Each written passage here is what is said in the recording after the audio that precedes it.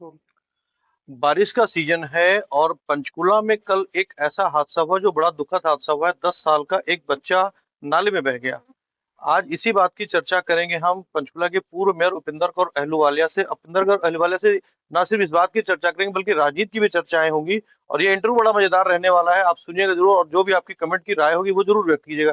तो पहले मैं चर्चा करूंगा इस बात को लेकर कि कल पंचकुला में बारिश हुई, घंटे 1 डेढ़ घंटे की बारिश में एक बुडनपुर है, वहां के बीच में एक नाला बहता है, नाले में एक 10 साल का बच्चा बह गया, उसकी दुखद मौत हुई।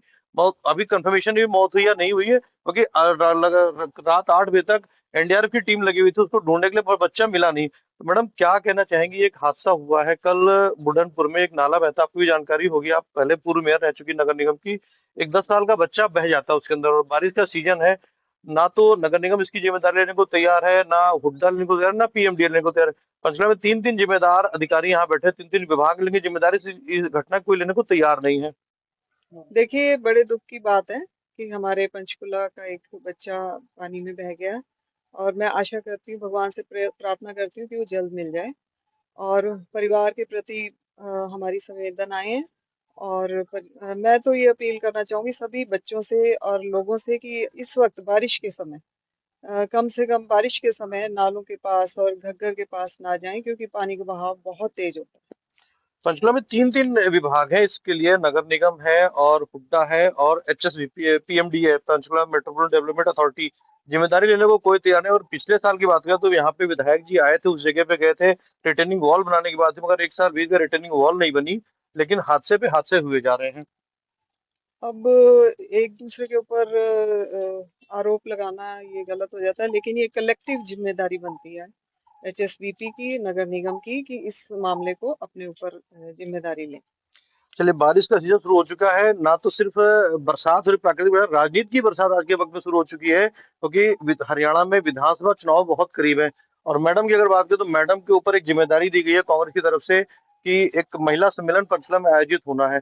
उसके पहले कांग्रेस ने कैंपेन चलाया है, हरियाणा मांगे हिसाब। तो पहले चर्चा कर लेते हैं कि हरियाणा मांगे हिसाब आखिरकार कैंपेन है क्या, क्या है हरियाणा मांगे हिसाब कैंपेन, और कांग्रेस में चलाने की जरूरत क्यों पड़ी। देखिए, इनकी सरकार को चलते हुए 10 साल हो गए, तो इसका हिसाब कांग्रेस के साथ है, लोग भी मांग रहे हैं। इसलिए ये नाम रखा गया है कि हरियाणा मांगे हिसाब। हरियाणा के लोग इनसे हिसाब मांग रहे हैं बीजेपी सरकार से। पिछले 10 सालों में क्या काम हुए, क्या क्या क्या इन्होंने किया लोगों के लिए, उस लेवल पे ये बात गई। आप तो हिसाब मांग रहे हैं, कल केंद्रीय गृह मंत्री अमित शाह आए थे हरियाणा में। वो कहते हैं 10 साल का हिसाब तो पहले कांग्रेस अपना दे दे, मैं तो पाई पाई का हिसाब देने को तैयार हूँ। देखिए, अमित शाह जी को शायद भूल गए हैं कि उन्होंने किसानों के साथ क्या किया, खिलाड़ियों के साथ क्या किया। ये जो यहाँ के खेल मंत्री थे, शायद संदीप सिंह जी खट्टर साहब ने जब ये हादसा हुआ था खिलाड़ियों के साथ, तो उन्होंने सब साफ रूप वो से चौवाल इनकार जो एक कर दिया महिला था। कोच हाँ, का हादसा हुआ था। महिला कोच के साथ हुआ था, बहुत बुरा बर्ताव किया गया था, दुर्व्यवहार किया गया था, लेकिन खट्टर साहब ने कोई एक्शन नहीं लिया उस मंत्री के तो खिलाफ। कहना तो था ये इनकी इस्तीफा दे मंशा दूंगा। जाहिर होती है कि ये लोग आम जनता की पुकार नहीं सुनना चाहते। किसान परेशान है, व्यापारी परेशान है। सरपंच, इवन सरपंचों पे कैसे इन्होंने डंडे बरसाए थे, वो भूल गए हैं। अब ये उनको सरपंचों की भी याद आ रही है, खिलाड़ियों की भी याद आ रही है, व्यापारियों की भी और किसानों की भी। और सिंधु बॉर्डर देखो कितने कब से बंद पड़ा है, और वहां पे कितने लोग शहीद हुए हमारे किसान भाई। ये लोग भूल नहीं सकते। तो वही हिसाब कांग्रेस मांग रही है कि आप लोगों ने किया क्या। तो पंचकुला मतलब पंजाब हरियाणा हाईकोर्ट ने कह दिया, शंभू वाटर की हमने चर्चा की, शंभू वाटर के लिए पंजाब हरियाणा हाईकोर्ट ने कहा कि ऑर्डर बॉर्डर खोला जाए। 8 दिन हो चुके हैं, सरकार ने बॉर्डर नहीं खोला, बल्कि सरकार अब सुनने में आ रहा है कि सुप्रीम कोर्ट जाने की तैयारी कर रही है। इस पे क्या कहना चाहेंगे आप। देखिए, ये सरकार जो है ना, ये अपना हुक्म, जैसे तानाशाही होती है ना, तानाशाही सरकार है। हाई कोर्ट के ऑर्डर को नहीं मान रही। ये रास्ता बना किसके लिए, लोगों के लिए बना ना। तो रास्ता ही बंद कर दिया। क्या आम आदमी दिल्ली तक अप्रोच नहीं कर सकता, अपनी आवाज उठाने नहीं जा सकता? वो तो पैदल मार्च कर रहे थे, इतना बड़ा।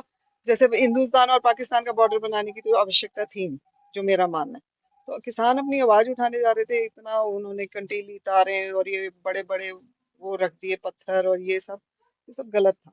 जब पंचकुला में कांग्रेस मांगे साहब में पंचकुला में भी एक सम्मेलन आयोजित होना है, कई सम्मेलन है, जो भी है दीपेंद्र हुड्डा ने कार्यक्रम शुरू कर दिया है, आपके ऊपर एक जिम्मेदारी दी गई महिला सम्मेलन की। तो क्या रहेगा इसमें, क्या तैयारियां रहेंगी, क्या प्रोग्राम रहेगा, क्या कह रहे हैं बताइए। देखिए, इसमें पूरे हरियाणा से महिलाएं आएंगी, कांग्रेस की भी और भी आएंगी, जिन जो अपनी आवाज उठाना चाहती हैं। मैं सबको इनवाइट देना चाहती हूँ कि जो अपनी आवाज उठाना चाहती है सरकार के खिलाफ, वो जरूर आए, क्योंकि ये मौका है उनके लिए। यहाँ पे हम उनसे हिसाब मांगेंगे, पंचकुला मांगे हिसाब, हरियाणा मांगे हिसाब, ये हमारा जो है एजेंडा रहेगा उसमें। विधानसभा चुनाव है और सारी पार्टियां उम्मीदवार तलाश रही हैं, आप भी एक्टिव हैं, तो क्या तैयारी है? मतलब टिकट के लिए हाँ कर दिया गया है या अभी कुछ संभावनाएं हैं? क्योंकि आप मतलब एक्टिव हैं पूरी तरीके से, और भी कांग्रेस के नेता हैं, वो कम एक्टिव नजर आ रहे हैं पंचकुला में।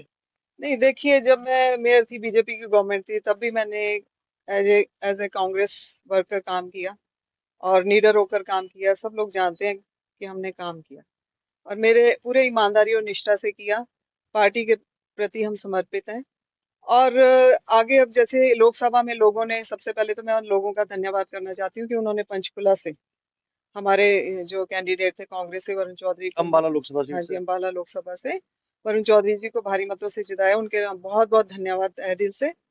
और अब जैसे आ रहे हैं हमारे विधानसभा के, तो एज ए पार्टी वर्कर मैं काम कर रही हूँ। ठीक है, वो पार्टी हाईकमान डिसाइड करेगा कि कौन मेहनत कर रहा है, कौन किसके साथ खड़ा रहा है, तो उसके अकॉर्डिंग जैसे उनका फरमान होगा हम वैसे ही करेंगे। एक चीज है कि जब दीपेंद्र हुड्डा साथ चल रहे हैं तो उनके साथ एक नारा लगाया जा रहा है कि अब की बार कांग्रेस 80 पार। हम्म, 2019 में हम भाजपा का नारा देख चुके, अब की बार 70 पार आई थी 40 पे। 2024 में भाजपा का नारा था अब की बार 400 पार, रुक गई 240 पे गाड़ी। वो अलग बात है, इंडियन सरकार वाली। तो कुछ नारा ऐसा नहीं लगता कि जरूरत से ज्यादा बड़ा नारा हो गया है कुछ ऐसा? देखिए या मैं सिर्फ ये लग रहा है कि 5 सीटें मतलब लोकसभा में मिल गई तो अब की बार तो सरकार 80 की 80, जनता 80 की 80 सीटें में दिला देगी, 90 सीटें दिला देगी। देखिए, इस बार जो कांग्रेस है वो बदली हुई है।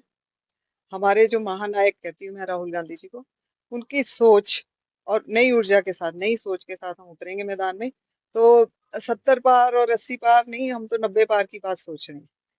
तो हमें विश्वास है कि जनता हमें वोट करेगी, क्योंकि अब इनके पिछले 10 सालों में जनता ने इनको नकार दिया। देखो, आप ये देखो ना, जब गवर्नमेंट सरकार ही डंडों पे उतर आए, ईडी सीबीआई का सहारा लेने लगे, तो लोग फिर आवाज कैसे उठा सकेंगे?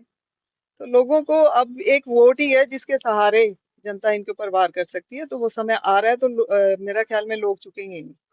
कुछ कहना चाहें अगर आप पंचकुला की जनता से, क्योंकि आप काफी एक्टिव हो रखी हैं इस वक्त, और उम्मीद ऐसी जताई जा रही है कि उपेंद्र अहलूवालिया जो है मतलब इस बार उम्मीदवार बनेगी, बन के उतरेगी, तो क्या कहना चाहेंगे आप पंचकुला की जनता से? देखो, लोग चाहते हैं तो जरूर आऊंगी। और ये देखो, इस बार ऐसे नहीं है कि कोई भी बाहर का आदमी या कुछ ऐसे टिकट लेके आ जाए। सर्वे हो रहा है, प्रॉपर सर्वे हो रहा है। जो हमारा पार्लियामेंट का था उसमें भी प्रॉपर सर्वे हुआ था, उसके अकॉर्डिंग ही टिकट जो हुआ था, बंटवारा हुआ था। तो इस बार भी यही है, राहुल गांधी जी की नई सोच के साथ उतरे, मैं बता तो चुकी हूँ। तो आशा करती हूँ कि उनकी आशाओं पर खरा उतरूंगी। आप थे पंचकुला की पूर्व मेयर उपेंद्र कौर अहलूवालिया, जिन्होंने काफी अच्छे सवालों के जवाब दिए। आप भी देखा इस इंटरव्यू को, मजेदार इंटरव्यू को, और कमेंट करके अपनी राय जरूर व्यक्त कीजिएगा।